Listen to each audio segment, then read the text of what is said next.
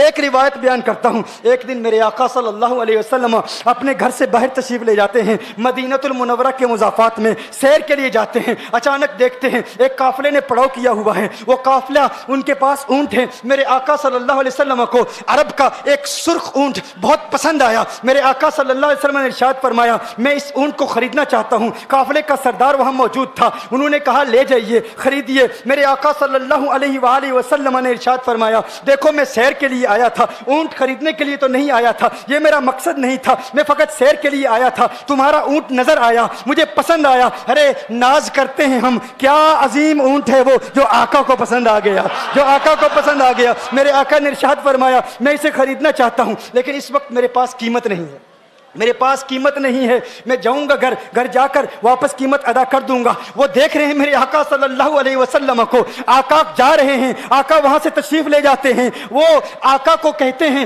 آپ لے جائیں, اونٹ آپ لے جائیں. آقا کے حسن کے جلوے دیکھ رہے ہیں, اس وقت تک آقا کو دیکھ رہے ہیں جب تک آقا ان کی آنکھوں سے اوجھل نہیں ہو جاتے. جب آقا ان کی آنکھوں سے اوجھل ہو جاتے ہیں تو اچانک ایک شخص پوچھتا ہے ارے یہ کون آیا تھا, یہ آنے والا کہاں سے آیا تھا, کہا جانے کہاں سے آیا تھا, ہم اسے نہیں جانتے. کہا اونٹ خرید کے لے گیا, قیمت دی, کہا نہیں دی. کہا کیا کیا, کہا ادھار, کہا ادھار دیا. نام جانتے ہو, نام نہیں جانتے. ایڈریس جانتے ہو, ایڈریس نہیں جانتے. پتا ہے کون ہے, نہیں پتا. کوئی ضامن نہیں, کوئی ضمانت دینے والا نہیں, کوئی چیز گروی رکھی, گروی بھی نہیں رکھی. عرب کا سرخ اونٹ انتہائی مہنگا اونٹ ہوتا ہے. علماء جانتے ہیں سرخ اونٹوں کی قیمت کیا ہے. کوئی بندہ آئے جس کا نام پتا نہیں, ایڈریس پتا نہیں کہاں رہتا ہے, کہاں سے آیا ہے, اپنا اونٹ, ان کا اونٹ وہ لے کے چلے جاتے ہیں, ادھار لے کے جاتے ہیں, نام بھی نہیں بتاتے, ایڈریس بھی نہیں بتاتے. کہا تمہیں کیا ہو گیا تھا, تم نے اپنا اونٹ یوں ہی دے دیا. ایک شخص بولا ارے تم کہتے ہو کہ اس کا نام پوچھتے, اس کا پتہ پوچھتے,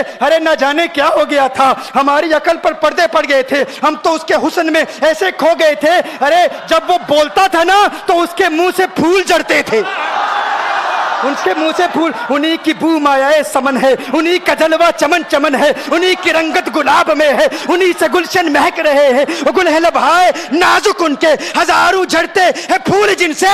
گلاب گلشن میں دیکھے بلبل, یہ دیکھ گلشن گلاب میں ہے, یہ دیکھ گلشن گلاب میں ہے. ایک شخص بولا ارے نادانو اتنا مہنگا اونٹ یوں ہی دے دیا, پتہ بھی نہیں پوچھا, نام بھی نہیں پوچھا, ایڈریس بھی نہیں پوچھا. ایک شخص بولا تم کہتے ہو ایڈریس پوچھتے اور تم کہتے ہو کہ تم اس کے میٹھے بول سن رہے تھے. ارے میں تو اس کے کنڈل زلفوں کو دیکھ رہا تھا, ان کے زلفوں کے پیچ و خم میں ایسا گم ہو گیا تھا, ان کے حسن میں. گویا کہ اعلیٰ حضرت یہی فرماتے ہیں نا لم یاتی نذیر کفی نظر مثل تو نشد پیدا جانا, جگراج کو تاج تو رے سرسو ہے تجھ کو شہید و سرا جانا. انفی اتش و سخا کا اتم ہے گیسو پاک ہے ابر کرو, ہے گیسو پاک ہے ابر کرو. برسن ہار رم جم دو بوند ادھر بھی گرا جانا. انفی اتشن و سخا کا اتم. اور ایک پنجابی شاعر نے کہا مکھ چند بدر شاہ شانی, مت چمکے لاٹھ نورانی, کالی زلفت اک مستانی,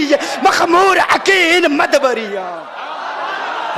وہ ان کا حسن تھا, وہ ان کی زلفیں ایسی, ان کی میں زلفیں یار تیرے بال کے صدقے, رہائی جس سے نہ ہو ایسے پیار کے صدقے, اور جو حشر تک نہ دے چین قبر میں بیدم, میں ایسی یاد کے قرباں خیال کے صدقے. یہ ان کا حسن. دل میں جگر میں آنکھ میں بس تو ہی تو رہے, دل میں جگر میں آنکھ میں بس تو ہی تو رہے, اس کے سوا نہ دل میں کوئی آرزو رہے. اس اہتمام میں شوق میں سجدے کروں ادا, تیرا خیال آئے تو دل باوضو رہے. اور جنت میرے نصیب کی وائز کو بخش دے, میرے کفن میں گیس ہوئے جانا کی بو رہے. میرے کفن میں گیس ہوئے جو ان کی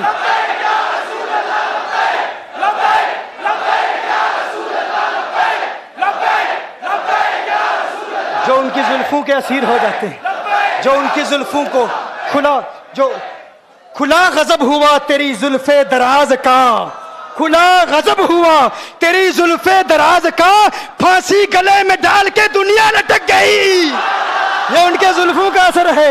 لوگ قربان ہو جاتے ہیں, اپنی جان مارتے ہیں. آقا آپ کی کنڈل والی زلفیں ایسی ہیں, ہمیں کہاں یاد رہی قیمت کتنی ہے, نام کیا ہے, علاقہ کون سا ہے, شہر کون سا ہے. ابھی کلام ہو ہی رہا تھا, ایک شخص نے کہا ارے نادانو کیا کیا, اونٹ دے دیا, نام بھی نہیں پوچھا, پتہ بھی نہیں پوچھا. ایک شخص بولا ارے وہ تو ان کے میٹھے بولوں میں کھو گیا تھا, یہ تو کنڈل والی زلفوں میں کھو گیا تھا. لیکن تم جانتے ہو میں کیا دیکھتا تھا؟ کہا کیا دیکھتے تھے؟ کہا ان کے لبوں پر جب تبسم کی کھلکھلاہٹ ہوتی, جب مسکراہٹ ہوتی, ان کے دانتوں کی چمک دیکھ رہا تھا. وہ مسکراتے تھے, ان کا نور مجھے سامنے والے پہاڑوں پہ نظر آتا تھا, سامنے والے پہاڑوں پہ نظر. مازاق کا کجلا نین بھرے, وہ شمس کا بٹنا مکھ پہ ملے, ہے میم کا گھونگٹ چہرے تلے, وہ عرش کا تارا آوت ہے, یاسی کی چمک ہے دانتن میں, تاہا کا کرشمہ آنکھن میں, والفجر کا جلوہ گالن میں, وہ رب کا پیارا آوت ہے,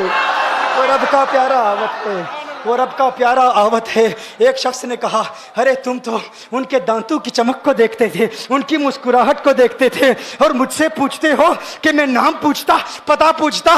ارے دیکھتے نہیں, تم دانتوں کو دیکھتے تھے, میں تو ان کے نینوں کو دیکھتا تھا, میں تو ان کی آنکھوں کو دیکھتا تھا, ان کی آنکھوں کے حسن میں ایسا کھو گیا تھا. ارے میں تو بھول چکا تھا, ہم تو اپنے ہوش و حواس کھو بیٹھے تھے. ایک شخص نے کہا ارے دیکھو دیکھو وہ تمہارا اونٹ ہی لے گیا ہے, اونٹ ہی لے گیا ہے, نام بھی نہیں پوچھا, ایڈریس بھی نہیں پوچھا. کلام میں یہ تاثر دیا گویا کہ اونٹ چوری ہو گیا ہے. اچانک خیمے سے ایک عورت کی آواز آتی ہے, خیمے سے ایک عورت کی آواز آتی ہے. وہ کہتی ہے خبردار انا دامنۃ لثمن جبنکم. ایک عورت کہتی ہے خبردار, کوئی یہ نہ کہے اونٹ چوری ہو گیا ہے, میں ضمانت دیتی ہوں تمہارے اونٹ کی قیمت کی, اگر قیمت ادا نہ کی تو میں کروں گی, میں ضمانت دیتی ہوں, میں ضامن ہوں.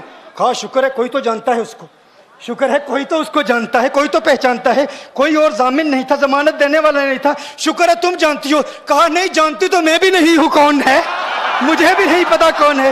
کہا پھر ضمانت کاہے کی, کیوں ضمانت دے رہی ہو؟ اس نے کہا ہوا یہ کہ جب وہ تم سے باتیں کر رہا تھا نا تو خیمے کی اوٹ سے میں نے اس کا حسین چہرہ دیکھ لیا.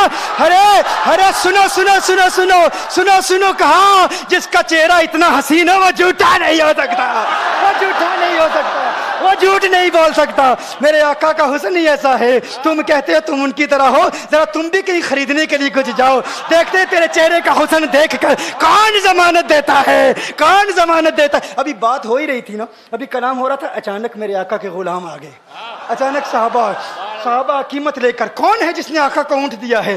یہ ضیافت کے لیے چند کھجوریں بھی لے لو, کھجوریں بھی رکھ لو, اور یہ قیمت بتاؤ. انہوں نے کہا قیمت, اب قیمت کو چھوڑو, اب سودے کو چھوڑو. کیوں؟ اب ہمارا سودا بازار مصطفیٰ میں ہو چکا, اب ہمارا ارے قیمت کو بھول جاؤ, قیمت کو چھوڑو, اب ہمارا سودا ہو چکا. ارے کیا ہوا, کیسے؟ کہا بتاؤ وہ سونا تھا کہاں سے, وہ منمونا کہاں سے آیا تھا؟ ارے ہم تو اس کا آنا جانا دیکھ رہے تھے, ہم تو دیکھتے ہی رہ گئے. ایک ماہ عدن, نورانی بدن, نیچی نظریں, سب کی خبریں. ایک ماہ مدن, نورانی بدن, نیچی نظریں, سب کی خبریں. وہ دکھا کے پون, وہ سنا کے سخن, مورا پھونک گیا سب تن من دن, مورا پھونک گیا. کہا وہ سونا تھا کون بتاؤ؟ ارے کہا وہ دیکھتے نہیں, وہ کھجوروں کا جھنڈ نہیں دیکھتے, ارے وہی تو مدینہ المنورہ ہے. اپنی قسمت پہ ناز کرو, یہ وہی محمد عربی ہے. ارے جن کی عظمتوں کے ترانے دنیا لاپ رہی ہے, تم خوشبخت ہو, تم مدینے کے قریب آ گئے ہو. کہا پھر لے جاؤ. آقا کی بارگاہ میں حاضر ہوئے, وہ سارا قافلہ کلمہ پڑھ کے واپس آ رہا ہے, اور ان کے تیور دیکھنے کے لیے گویا کہ کہہ رہے ہیں یہ ناز یہ انداز ہمارے نہیں ہوتے, یہ ناز یہ انداز ہمارے نہیں ہوتے. جولی میں اگر ٹکڑے تمہارے نہیں ہوتے, ملتی نہ اگر بھیک حضور آپ کے در سے, اس ٹھاٹ سے منگتو کے گزارے نہیں ہوتے. اور بے دامی بک جائیے بازار نبی میں, اس شان کے سودے میں خسارے نہیں ہوتے, شان کے سودے میں خسارے نہیں ہوتے, اس شان کے سودے میں خسارے نہیں ہوتے. بتاؤ آخر تم کس اعتبار سے آقا کی طرح ہو؟ یہ گفتگو جاری رہی تو صبح ہو جائے گی, فجر ہو جائے گی, میں اتنی مثالیں پیش کروں گا کہ وقت ختم ہو جائے گا, اور پھر ہم کہیں گے کہ ابھی نہ دل کے ارماں ختم ہوئے تھے, غضب ہو گیا کہ سحر ہو گئی.